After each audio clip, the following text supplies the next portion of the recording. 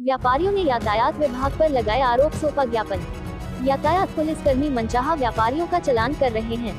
कानपुर, व्यापारियों ने यातायात पुलिसकर्मियों पर गंभीर आरोप लगाते हुए कहा कि पुलिस यातायात के कानून को लेकर सक्रिय हो चुकी है, लेकिन कहीं कहीं पर नो एंट्री का बोर्ड न लगने से वाहन स्वामियों को भारी चालान का सामना करना पड़ा है। ऐसा ही प्रकरण व्यापारी नेता के साथ हुआ। व्यापारी रोविल गुप्ता का व्यापार भाड़ा पहुँचने का काम है। नो एंट्री का बोर्ड न लगने से वहाँ को ड्राइवर ले घुसा, फिर क्या था, ट्रैफिक के सिपाही ने चालान कर दिया। चालान कुछ ही मिनट में वाहन स्वामी के पास पहुँच गया।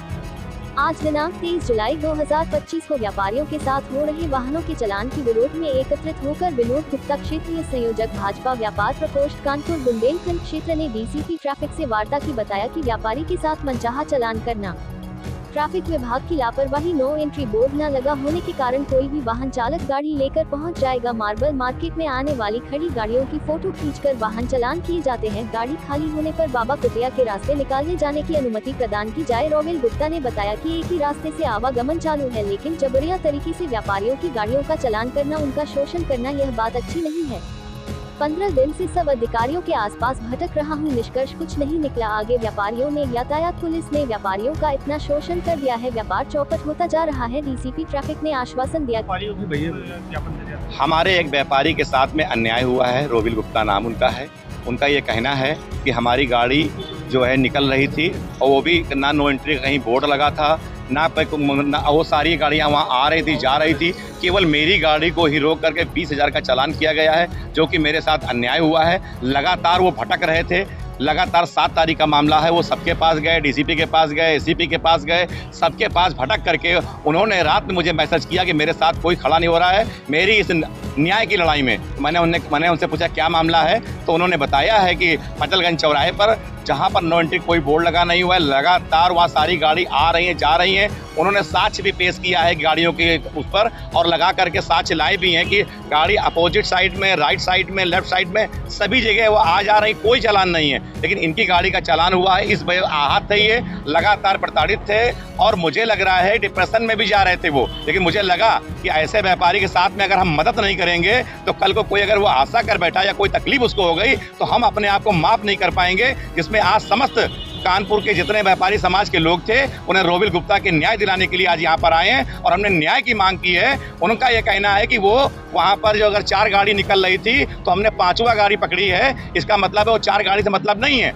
मेरा सिर्फ एक ही बात है, अगर वो 4 गाड़ी को छोड़ने वाला जो अधिकारी है तो वो भी तो अपराधी की सीमत में आता है। जब हमारी 5 गाड़ी निकल नहीं है तो 4 गाड़ी निकल गई, 5वां की चालान क्यों किया है? तो 4 गाड़ी को जो छोड़ा है वो अधिकारी भी तो उसी में आ गया। क्यों उन्होंने छोड़ा गाड़ी को? 5 गाड़ी को चालान होना चाहिए, या तो केवल 4 गाड़ी का चालान किया, 1 गाड़ी का चालान क्यों कर दिया? तो मेरा सिर्फ यही है कि रोविल गुप्ता के साथ में न्याय होना चाहिए और जैसे वो कह रहे हैं कि मेरी जाँच कराई जाए। अगर इसमें अधिकारी दोषी है तो उसके खिलाफ कार्रवाई होनी चाहिए, व्यापारी दोषी है तो उसके खिलाफ कार्रवाई होनी चाहिए।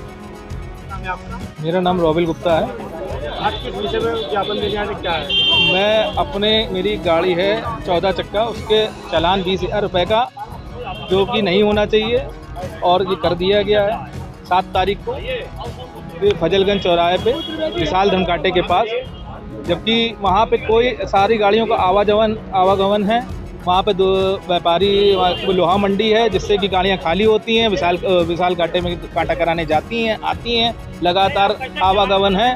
पर मेरी गाड़ी को रोक के ज़बरदस्ती उसका चालान करके 20,000 का, थोड़ा ना बहुत 20,000 रुपये के चालान, जिससे कि हम लोग मोटर मालिक मरे जा रहे हैं। आए दिन चालान हो रहे हैं। डीसीपी ट्रैफिक से आप मिले, क्या पसंद? हमने उनको पोस्ट भी किए, मिलने भी आए थे तो उस समय नहीं मिले थे। आज विनोद गुप्ता जी के नेतृत्व में हम लोग मिले हैं, उनसे टाइम मिला है तो आज उनको पूरे आश्वासन ये कि उसकी जांच कराएंगे और जांच करके उधर से आपका सही है तो हम उसको ख़त्म करेंगे।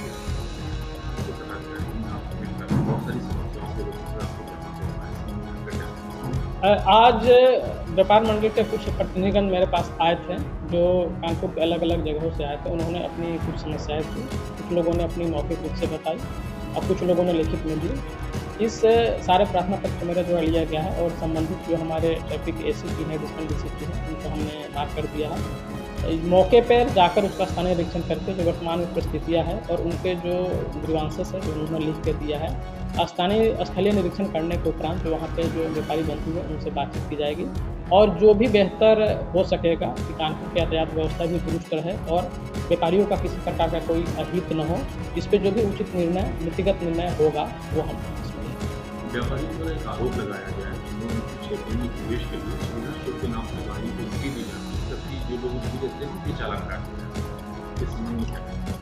उनके द्वारा ऐसी बातें बताई गई, जो उनके द्वारा जो कागज़ उपलब्ध कराया गया, पत्र खिला गया, वो नो एंट्री के टाइम में ही जो उस गाड़ियों का चालान हुआ है, जो कि नीतिगत प्रथम दृष्टया जो है शत प्रतिशत हो रहा है। फिर भी उनके द्वारा जो तथ्य बताए गए हैं, उनके द्वारा जो जानकारी दी गई है, उसकी मैं जाँच कराऊँगा। अगर ऐसा कोई प्रकरण हमारे संज्ञान में आता है या उनके पास कोई साक्ष्य, मैंने साक्ष्य मांगा, वो साक्ष्य उनके पास नहीं है। अगर किसी भी व्यक्ति के पास इस तरीके का अगर कोई साक्ष्य है, कोई वीडियो है या कोई फोटो है, वो हमें दे और उस पर मैं बिल्कुल जो विधिक कार्रवाई उसको सुनिश्चित कराऊँगा।